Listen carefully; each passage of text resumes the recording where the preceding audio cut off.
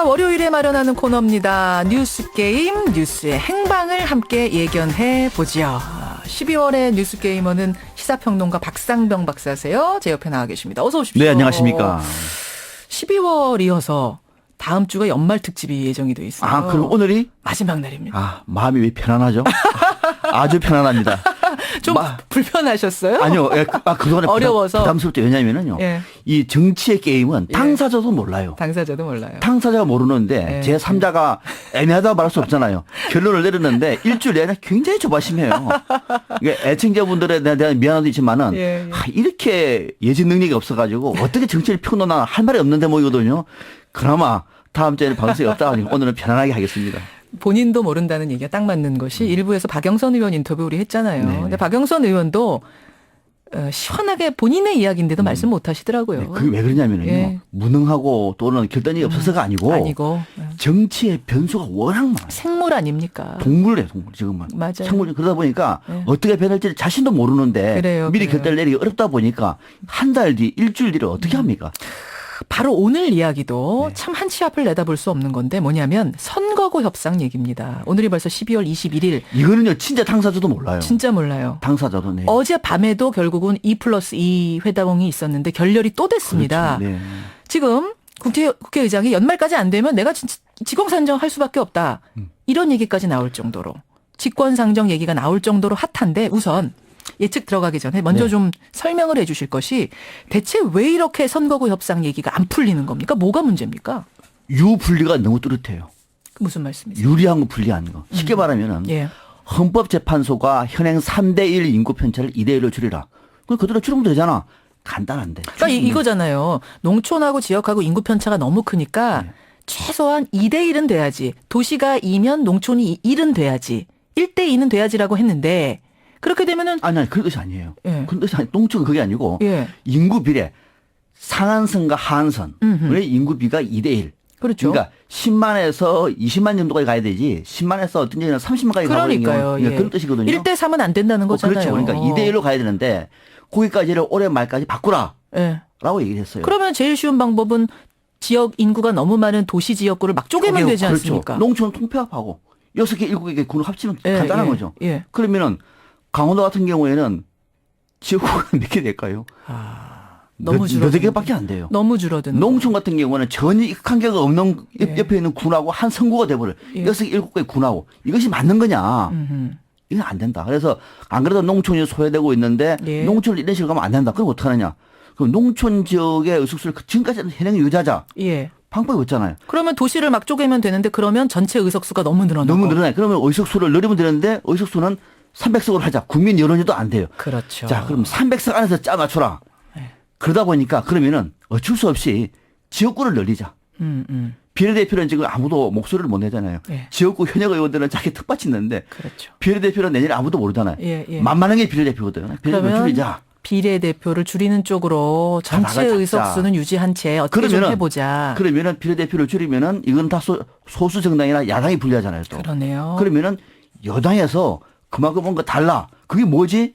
연동형이다. 뭐 등등 예. 하다 보니까는 그거는 우리가 불리한데 못 바뀌었어. 이런 식으로 계속 유불리가 첨예하게 알겠습니다. 충돌하다 보니까 예. 협상이 진전이 안 되고 있는 거예요. 그렇게 되는 거군요. 예, 비례대표 수 줄여서 조정해 보려고 하니까 또 정의당이나 뭐 소수 정당들이 그러면 우리는 어떻게가 되니까 이래저래 안 풀리고 있는 건데 네. 이제 정말 열흘 앞두고 마지막 상황으로 중재안이 나온 건 연동형 비례대표제란 말이 나왔더라고요. 네, 네. 이건 뭡니까? 그러니까 연동형이 뭐냐면은 이른바 균형 의석인데 정의당이 예를 들어서 예. 정당 득표율을 10%를 얻었다 싶시다. 10%. 득표수를 득표수를 10%. 그러면은 우리 의석수가 300석, 300석. 10%면 얼마죠? 30석. 30석이잖아요. 30석인데 쉽게 설명하면 30석인데 지역구에서 한 명도 못 됐어요. 다 떨어졌어요. 예. 그러면은 그만큼 30석을 비례대표에서 얻는 거예요. 아, 그러니까 예를 들어서 A라는 소수 정당이 지역구에서는 하나도 의석을 못 얻었지만 네. 전체 득표수로 봤을 때 10%를 확보했다. 정당 그러면 득표율이 그러면은 30석은 보장해 주는 그 거예요. 100% 연동형. 이게 연동형. 100%. 100% 연동형. 지금 나오는 건 100%는 아니고 예. 이병석 안은 50%. 그러면 몇 석이죠? 15석. 15석까지는 보장을 해주자. 15석까지는. 자, 소수정당이요. 그럼 이렇게 연동형 비례대표제 해주면 지금 비례대표 의석수 줄이는 거 받아주겠지? 받아주겠지. 이렇게 중재를 한 그렇습니다. 겁니다. 네, 그럼 네. 새누리당에서 이거 받습니까? 안 받죠. 안 받죠. 야, 그거는 우리한테는 굉장히 불리한데? 그럼 40% 할까요? 그래도 안 된다. 그래서 연동형은 새누리당에서는 완강히 반대하고 정의당을 제가 예를 들었습니다만 예, 1번, 2번을 예를 들기 어려서 정의당을 들었는데 영남 같은 경우에는 새정치민주연합이 정당 지지율이 높아요. 그러네요. 반대로 호남에서는 낮죠. 새누리당 지지율이 낮아요. 예. 계산해 보니까 아 이거 우리 불리한데 못 받아. 그래서 안 됩니다. 그래서 또 나온 중재안 하나가 뭐냐면 그럼 선거 연령이라도 좀 낮춰달라. 지금 19세인데 만 18세로 낮춰달라. 네. 그러면 아무래도 좀 젊은이들이 진보적인 사람들이 많고 네. 그럼 소수 진보 정당에 유리하지 않겠느냐. 야당에 유리하지 않겠느냐. 네. 이런 해석이에요. 그런 계산도 있었습니다. 그런 계산도 있고 또 하나가 전 세계적으로 대부분 18세가 많아요. 아 그래요? 그리고 우리나라 18세 청년들이 정치의식이 낮아서 못한다는 아니거든요. 그래서 전체적인 추세는 그렇게 가는 것이 맞는데 이 대목은 조금 받아줄 가능성이 있어요. 아 새누리당이 받아줄 받을 가능성이 가능성이 있습니다. 있습니까? 예, 왜냐하면 왜 그렇습니까? 18세 만 18세가요. 예. 진보가 아닙니다. 그래요? 그렇다고 보수도 아니에요. 새로운 10대의 아이콘들이 나오고 있습니다. 신인류입니까? 비슷하게 정치권에서는 예, 예. 신인류. 신인류예요. 그러니까 옛날에는 젊은 층은 대체적으로 좀 진보적일 거야. 그렇죠. 정부의 비판적. 안 그렇습니다. 지난번 선거 때 19세도 안 그랬습니다. 하긴 그러네요. 분석된 그렇잖아요. 자료 보면 많이 변했어요. 또 거기다가 투표율도 낮아요. 투표율도 낮아요. 여야가 공이 유불리가 상대적으로 적어요. 그러니까 지금 모르는 거군요. 뚜껑이 그래서 열기 전까지. 이 정도는 받아줄 수 있다. 아마 지금 어제 보니까 원유철 원내대표는 그것도 안 돼 말을 합니다만은 예. 협상적인 압박을 하는 것이고 내부적으로는 받아줄 가능성이 그나마 있는 것이 선거 연령 하한입니다. 결국은 그러면 선거 연령 하한 만 18세부터 투표하게 하는 이것으로 딜을 해서 네. 결국은 선거구 협상이 되지 않겠는가 이렇게 보고 그럴 계십니다. 가능성이 높다. 그럴 가능성이 네. 높다. 만약 그럼에도 불구하고 이게 안 되면 결국은 정의화 의장이 직권상정 하겠다고 했거든요. 연말에는. 네. 직권상정 할 거라고 보십니까? 직권상정 못한다고 봅니다. 못한다고 보세요? 못한다고 봅니다. 아니, 선거구 획정은 입법 마비 상태라서 이거는 할 수 있다 했는데. 비상사태에 준할 수 있어요. 예, 예. 그래서 아마 그런 측면에서 직권상정 요건이 된다. 그래서 하겠다라고 했으나 예. 이거는 뭐죠? 게임의 룰입니다. 아, 총선이라는 선거에. 그럼요. 굉장히 중요해요. 여야가 합의를 해야 됩니다. 합의를 하기 위한 최고 강도 높은 압박용이지 예. 직접 직권상정하기는 쉽지가 않다. 이것도 만약에 할 경우에는 예. 여야 지도부가 다 물러나야 됩니다. 이거는. 하. 이거는 선거 전 이후의 빅뱅입니다. 그렇군요. 그래서 아마 새누리당이나 여야 지도부가 예. 그렇게까지는 안 가겠다. 하나 더 보너스가 있습니다. 그럼 어떻게 하느냐. 예. 선거 연령에게 그 하나 가지고 그것이 아니라 또 하나가 뭐냐면 정의당에서 이걸 요구했습니다. 정당 득표율의 3에서 5%가 되면은 세석을 보장해달라. 아, 3에서 5% 전체 득표수가 득표율이. 예, 정당 득표율이 지금은 1석 또는 1.5석이거든요. 그렇죠. 이거를 세석만 보장해달라. 이거는 가능성이 있어 보여요. 하. 새누리당은 다소 불리합니다만 한 석 정도를 날리는 거거든요. 예. 또 어쩌면 정의당이 그 득표를 안 되면 3% 득표율은 무조건 한 석입니다. 예, 예. 그런데 3%를 하더라도 또는 5% 하더라도 세석은 보장이 되는. 이 정도는 새누리당에서 받아줄 가능성이 있는데 아마 이번 주 안에 이 문제가 다소 좀 진전되는 안만 나오고 좋다. 18세를 하자라고 말하면 이건 협상이 되는 겁니다. 될 거라고 보시는 거군요. 그렇죠. 그러니까 네, 결국 네. 직권상정까지 안 갈 안 거고. 간다고 보고 있는 겁니다. 가게 돼도 아마 의장 못 할 거다. 네, 그렇습니다. 그렇게 네. 보시는 거예요. 네. 알겠습니다. 선거구 협상 그렇고요. 새누리당 얘기 잠깐 해볼게요. 친박의 핵심이죠. 홍문종 의원이 그제 유승민 의원 지역구에 출마한 한 그 친박 후보 선거사무소에 가가지고 대통령이 진실한 사람 선택해달라고 했다 이 발언을 또 했습니다. 유승민 의원 낙선 운동에 결국 친박들이 본격적으로 나선 거 아니냐 이런 네. 얘기들 나옵니다. 유승민 의원 공천 어떻게 될 거라고 안 될 것 같아요. 아유, 너무 뜸도 안 들이시고 말씀하시는 거 아니에요? 다음 주 안 나옵니다. 저는 그래서. 왜냐면은요. 이렇게 보시면 됩니다. 예. 저는 유승민 의원이 예. TK 지역의 차기 맹주로 봅니다.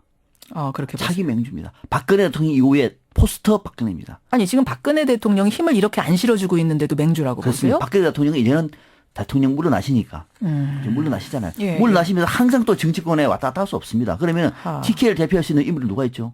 결국 유승민이라고 보십니까? 유승민입니다. 그런데 지금 당장은 쉽지가 않아요. 왜냐하면 박 대통령의 노기가 너무 심하고 진실한 사람이 아닌 걸로 찍혔어요. 그걸 찍히다 보니까 예. 이쪽 지역은 수도권은 달라요. 역풍이 불 수가 있습니다. 예. 그런데 여기는 당원들 중심으로 만약에 당내 경선 들어가 버리면 예. 똘똘 뭉칩니다. 결국 떨어질 거라고 보시는 결국은 거군요. 경선 들어가면 유승민 전 대표 안 돼요.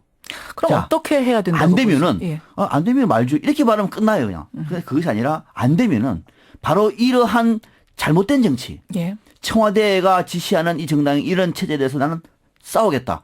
큰 대의명분을 위해서는 탈당을 하고 무소속으로 도전하는 겁니다. 아, 그럴 경우에는 무소속을. 당선될 가능성이 상당히 높습니다. 바로 사실의 주자가 되는 것이고. 아니 예를 들어서 서울 강남이나 이런 데 나오는 게 아니라 그냥 대구 그 지역에 출마해도 무소속으로 될 거라고 보세요? 저는 된다고 봅니다. 어. 그 이유가 뭐냐면은 예. 당원들은 예. 박 대통령의 의중을 따를 겁니다. 예. 당원들은. 그러나 당원들만 가지고 선거를 치는 건 아니거든요. 아니죠. 바로 무소속인 대의명분이기 때문에 아마 다른 지역은 몰라도 예. 대구에서도 유승민은 지키자. 아하. 다른 사람들은 몰라도 다른 사람들 친밖에 다 나와라. 유승민은 지키자라는 얘기 있을 것 같고 또 혹시나 제3당이 예. 만들어져서 유승민과 손을 잡을 경우에는 전혀 다른 구도가 만들어질 수 있습니다. 그렇게 보시는군요. 그런 측면에서 유승민은 내부에 남아있으면은 힘을 못 쓰고 오히려 탈당을 모색하는 것이 더 빠르지 않겠느냐. 그래서 탈당 가능성이 있다 말씀을 드립니다. 그러면은 경선 이거 심사하기 전에 공천 심사하기 전에 탈당해야 된다고 보세요? 하고 나서 떨어진 다음에 탈당? 아니요. 경선을 하면은 떨어지면은 탈당해보도 의미가 없어요. 의미가 없어요. 아무 출마 못합니다. 아. 출마를 못해요. 그래요. 그래요. 그런 법 자체가. 그래서 그러네요. 경선을 거부하고 경선을 거부하고 탈당을 하면서 새로운 TK 미래를 위해서 무소속으로 일단은 하고 난 다음에 이후에 정치적 모색을 통해서 합류하는 것이 이제 승부수가 되겠다. 승부수가 되겠다라는 지금 분석은 해주셨는데 그럼 정말로 유승민 의원이 탈당할까요는 다른 문제거든요. 할 거라고 보세요. 그런 선택할 거라고 보세요. 저는 할 수 있다에 51% 보였습니다. 또 51% 아슬아슬하게 거셨는데. 예. 여기도 이제 변수가 또 알겠습니다. 만약에 뭐 박 대통령 바람이 점점점 찾아들어서 이길 수 있다고 얘기하면은 경선하겠죠 또. 유승민 의원의 답이 어떨지 정말 궁금해지네요. 이 대본 제일 자신이 솔직히 없습니다. 없으십니다. 네, 네. 다행히 이번 주가 끝이라서. 그렇습니다. 네. 네. 박사님 12월 고생하셨고요. 네. 연말 마무리 잘하시고요. 고맙습니다. 새해 복 많이 받으십시오. 네, 좋은 방송 계속 기대하겠습니다. 감사합니다. 고맙습니다. 뉴스 게임이었습니다.